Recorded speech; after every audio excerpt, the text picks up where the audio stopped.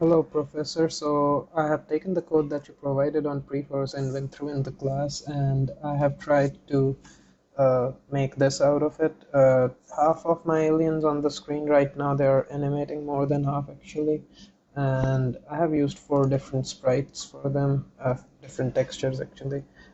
This is the first one, this is the second alien, this is the third alien, and this is the fourth alien, which doesn't look like an alien to me, but at least I was able to use a different texture. So yeah, so the animations here are, this one is going counterclockwise, this one is going clockwise, this one is going counterclockwise with a greater speed. This one is turning from blue to red, this one is turning from red to blue, this one is just popping out the screen, and this alien in particular, what it does is with this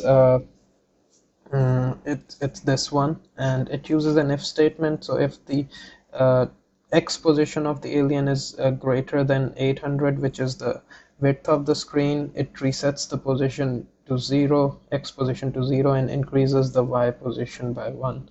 And if it's greater than the y position is greater than 600, it just resets the y position to 0. So thanks a lot for watching my video. Have a great day.